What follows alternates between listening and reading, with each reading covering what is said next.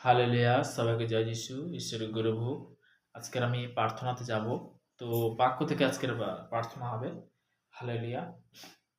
হিতবোধে তার 10 অধ্যায় 22 পদে প্রভুর বচন কি বলছে?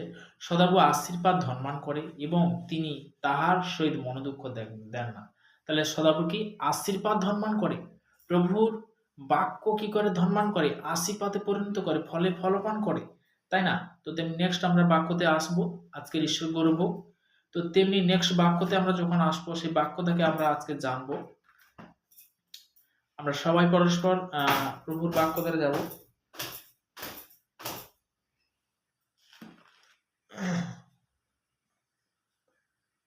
মার্ক তার 2 অধ্যায় 16 পদ।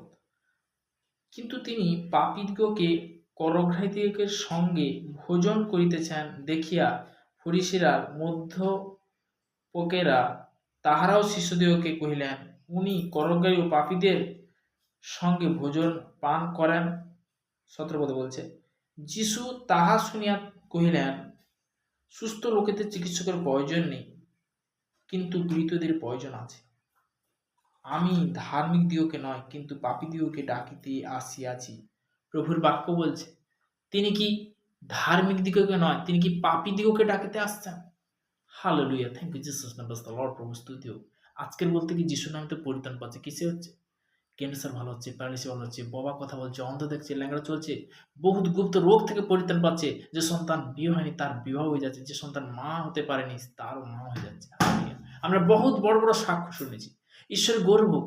ঈশ্বর যে সত্যি তার একমাত্র পুত্র যে যিশুকে যে দান করেছিল, তো আমরা সবাই জানি তিনি আমাদের জন্য কি করেছিলেন?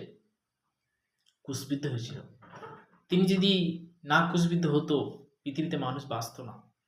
তিনি কিন্তু আবার আসছে। হালেলুয়া! আমরা সবাই জানি যে স্বর্গরাজ্য সন্নিকট, প্রভুর পথ সরল করো, তাই না? তো তেমনি বলতে কি তার একমাত্র পুত্র নাম যে ধরে অনন্ত জীবন পায়। নেক্সট বলছে আর হালেলুয়া, আমরা নেক্সট বাক্যতে যাব। যাকবের 1:5 প্রভুর বচন বলছে, যদি কারুর জ্ঞানের অভাব হয় সে ঈশ্বরের কাছে যাচ্ছা করুক। তিনি কি অকাতরে দিয়ে থাকেন? তিনি কি তিরস্কার করেন না? আমরা প্রভুর কাছে যদি সে জ্ঞান বুদ্ধি চাই, ঈশ্বরের কাছে জ্ঞান বুদ্ধি চাই, ঈশ্বর আমাদের কি করবে? উচ্চ স্তরে নিয়ে যাবে, তাই না? হালেলুয়া! আজকের সত্যি কথা বলতে কি, যে আজকের যে সুযোগ করে দিয়েছে, প্রভু স্তুতি হোক, যে স্থানে হোক, যে জায়গা হোক, পিতার কাছে বলতে কি পিতার বাক্য বলছে, পিতার আমি সেই বাক্যতে যাব। কখনো ঈশ্বর অসম্মান হইতে দেয় না। সেই বাক্যতে আমি যাব। পিতা সবসময় কি করে? সম্মান করে, যদি তার আজ্ঞা যদি পালন করো। তো তেমনি যখন তার 12 অধ্যায় 26 পদে প্রভুর বচন বলছে, কেউ যদি আমার পরিচর্যা করে তবে সে আমার পশ্চাৎগামী হোক, তাহাতে আমি যেখানে থাকি আমার পরিচর্যকও সেইখানে থাকিবে।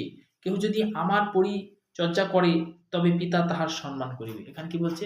কেউ যদি আমার পরিচর্যা করে পিতা তাহার সম্মান করিবেন।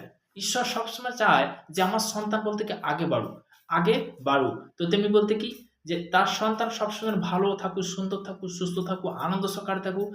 পিতা পরমেশ্বর তো চায় না যে জগতের বাবা মা যেমন চায়, তো তেমনি বলতে কি তিনি সৃষ্টিকর্তা মালিক, তিনিও চায় কি আমরা ভালো থাকি, সুন্দর থাকি, যেখানে থাকি, যে অবস্থা থাকি সেখানে কি আমরা সুস্থতার জীবন থাকি এবং কি আনন্দ সহকারে থাকি। হালেলুয়া! আজকে পবিত্র সানডে বিশ্রাম দিন। প্রভু স্তুতি হোক যে আজকের আমরা প্রভুর কাছে আসতে পেরেছি। তো আমরা প্রার্থনাতে যাবো। লাস্ট প্রার্থনাতে সর্বশক্তিমান ঈশ্বর পিতা তোমার মহানময় ধন্যবাদ করি পিতা, স্বর্গ পিতা সিংহাসন পিতার বাদ তোমার দাস হতে আমি প্রার্থনা করেছি পিতা গো। যে সকল সন্তান রুটিন অনুসারে প্রভু তোমার আশীর্বাদের বার্তা, আশীর্বাদের বাক্য শুনছি পিতা গো, তাদেরকে তুমি আনলিমিটেড আশীর্বাদ করো প্রভু। প্রভু তোমার দাস হতে আমি প্রার্থনা করছি পিতা গো, প্রত্যেকটা আগুভাইয়ের জন্য প্রার্থনা করছি, আমাদের মন্ডলীর জন্য প্রার্থনা করছি পিতা গো, প্রত্যেকটা চার্চের জন্য প্রার্থনা করছি, তুমি ব্রাশে কভার করো পিতা গো, তাদেরকে তুমি আরো তুমি দীর্ঘায়ু আশীর্বাদে পরিণত করো প্রভু গো। যারা তোমার সেবা করছে, যারা তোমার সুসমাচার করছে পিতা, কিছু সন্তান দেখো তাদের জন্য প্রার্থনা করছি, তাদেরকে তুমি মহামহ আশীর্বাদ করো, তাদেরকে তুমি কৃপা করো প্রভু গো, তুমি কৃপাবান ঈশ্বর, তুমি মঙ্গলময় ঈশ্বর পিতা গো। প্রভু গো, তোমার দাস হতে আর প্রার্থনা করছি পিতা গো, যে সকল সন্তানরা পিতা গো, যারা ব্রেন শিথিল, যারা বিশেষ করে যে মেন্টাল প্রভু গো, তাদের জন্য প্রার্থনা করছি প্রভু গো, তাদেরকে তুমি ব্রাশে কভার করো পিতা গো, তাদেরকে তুমি সর্বদা পিতা গো সুস্থতা জীবন দাও এবং তাদেরকে তুমি অন্ধকার জগৎ থেকে আলোর জ্যোতি হও প্রভু গো। প্রভু গো, সর্বদা প্রভু গো, যে সন্তান যে প্রার্থনা রিকোয়েস্ট করছে মেদিনীপুর থেকে প্রভু গো, যে অসীম দেবনাথ পিতা গো, সে সন্তান যেন প্রার্থনা ব্রাশে কভার করবে পিতা গো, পিতা গো, সর্বদা পিতা গো রোগ থেকে তাকে পরিত্রাণ করে, তাকে উদ্ধার করে প্রভু গো। প্রভু সর্বদা যে সকল সন্তানরা যে প্রার্থনা রিকোয়েস্ট করছে তাদের প্রত্যেকের সন্তানের প্রার্থনা করি তাদেরকে তুমি সুস্থতা জীবন দেবে দেখো। আজকের এই প্রার্থনা মিষ্টি মহান যীশু খ্রিস্টের নাম থেকে জানাও। Amen, amen. সবাইকে জয় যীশু।